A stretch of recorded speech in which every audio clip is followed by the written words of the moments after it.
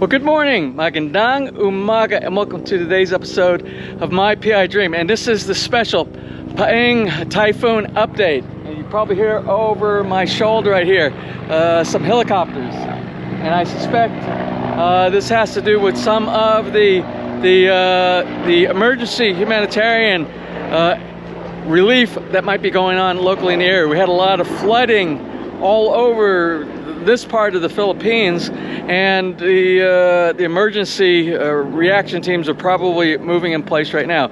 Anyway, we're going to do a quick update, let you know how we fared out the typhoon. It's basically the morning after. You can see we have a little bit of sun, and we'll go into that in just a minute. So without further delay, let's get today's video underway.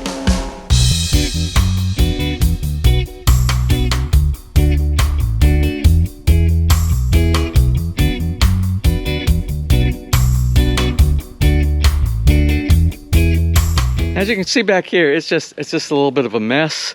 I think we fared pretty well. I still have to do a full inspection around the yard, but you can see mostly what happened is just lots and lots of leaves and everything. The pool, you can see the pool is full of debris. So this morning will be a cleanup for me.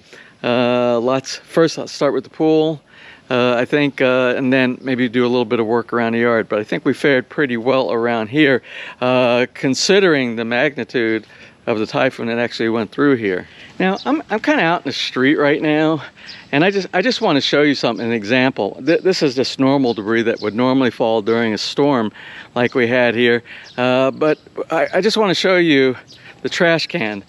You see this trash can? This is full all the way to the top.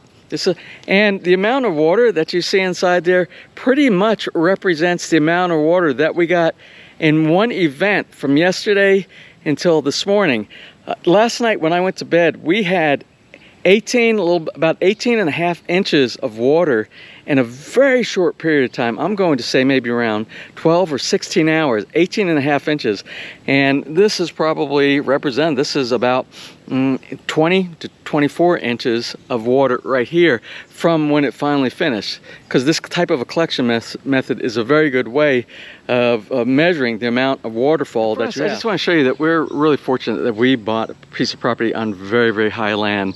You see the street goes straight down on the other side, and it goes straight down on this side. So our Canadian neighbors here across the street from us, and us as well, being one of the highest elevations, we had no issues with any water sitting up here, because we have many storm sewers outlets where the water can go down, plus the yard is so high up in the air, plus we have a really good a water evacuation strategy with all the pipes and all that I put in when we built the house. Even though we have a basement, we didn't have any issue with water down inside the basement. So it's very close. So that was the most waterfall that I've ever seen in one short period of time in the 5.5, almost 6 years that I've been here in the Philippines. Now, for those of you who are kind of new to the channel, I just want to show you what I'm talking about when I talk about the water evacuation strategy. Our property has, since the driveway goes down and then we drive into the basement garage down there, we have a water pipe system where there's a drain here that will collect any water that might come in this direction. It goes here, and it goes to the storm sewer. Then, when you get to the bottom of this little hill, there's another one right here that does the exact same thing. The water goes inside here, it goes to the storm system. Then, if water actually sets up around this area right here, there's a collection here.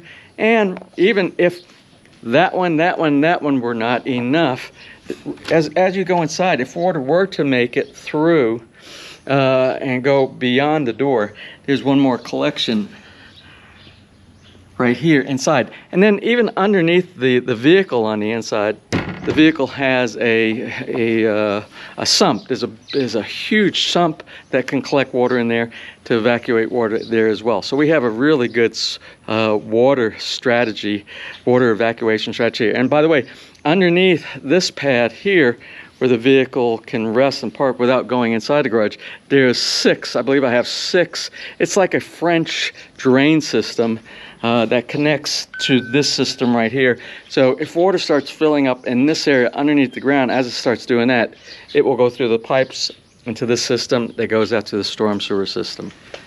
Now I know the next question, a lot of people are going to be asking, how'd you fare with electricity? We still don't have electricity here. The electricity grid from the public utility company, Bottleneck 2, is still down. It's been down, oh, we're getting close to 24 hours since it went down. It went down at lunchtime yesterday. It's about 9 a.m. right now here.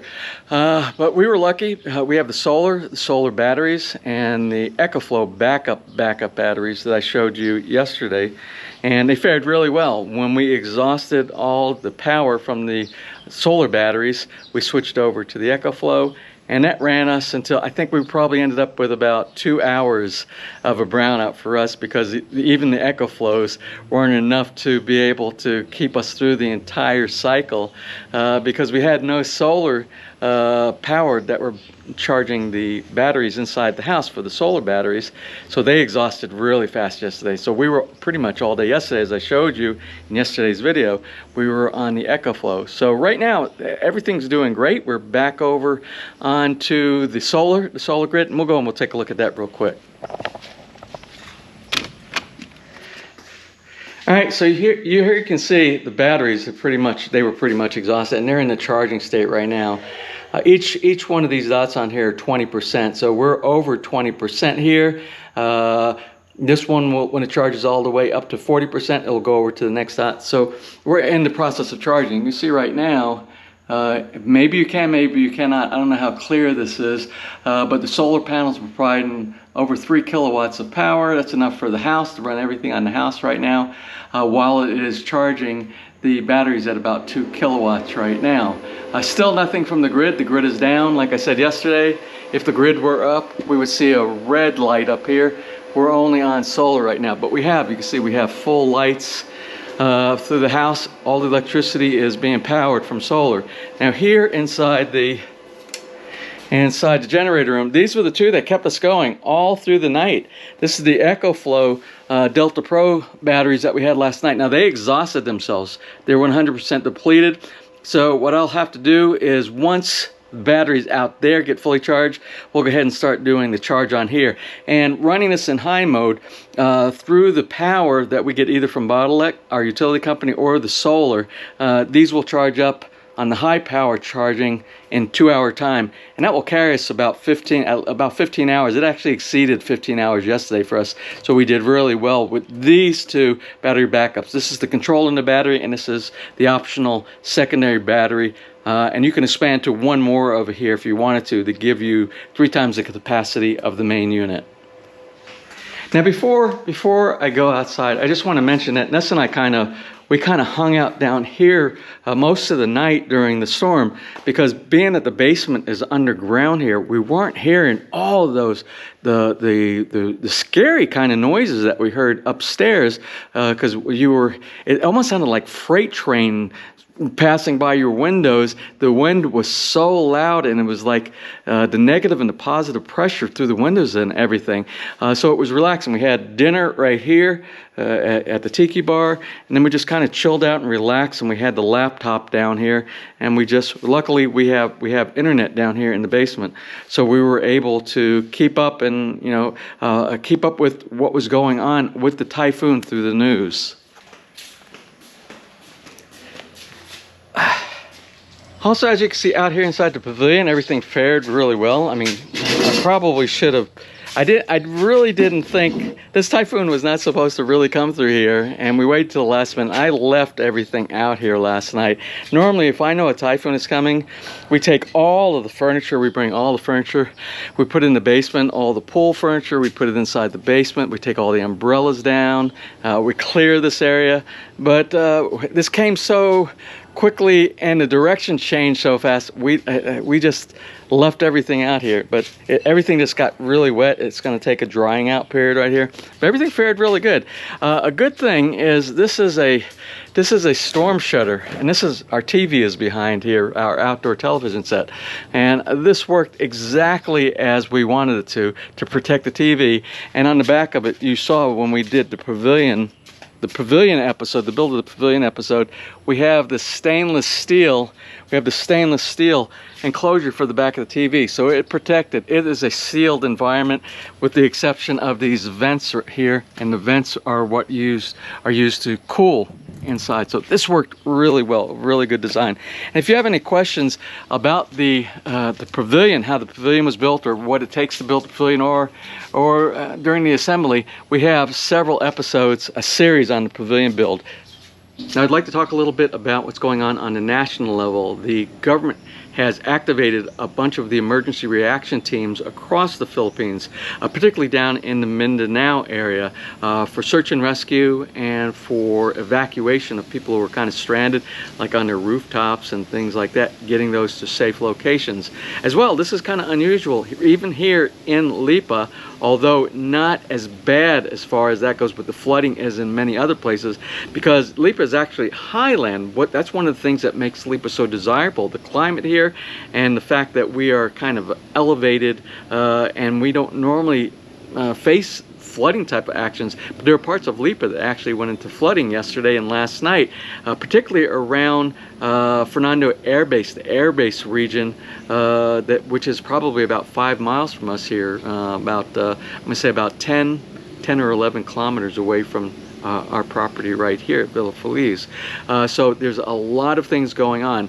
Also on the national level, you got to realize that this is October 30th. October 30th and October 31st are All Souls and All Saints Day, which is something that is very widely respected and practiced and observed here inside the Philippines.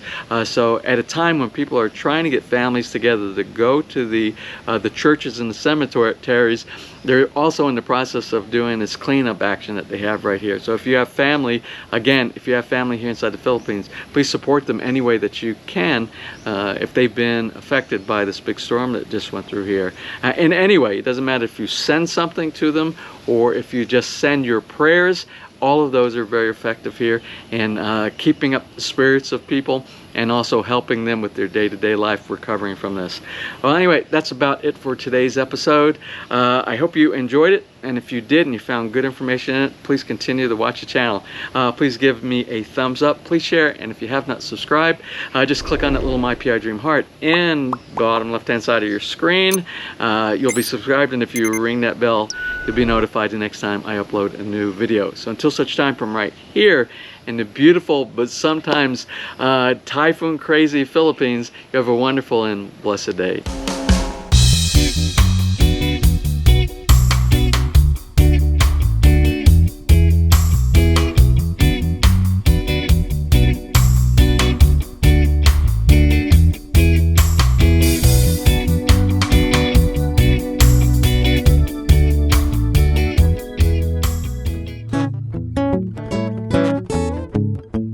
If you enjoyed today's episode and you would like to see more just like these, just click on one of the helpful links over to your right and you might be able to pick up on some good information on DIY projects, how to, or if you're interested in moving to the Philippines and building, you'll find answers there as well.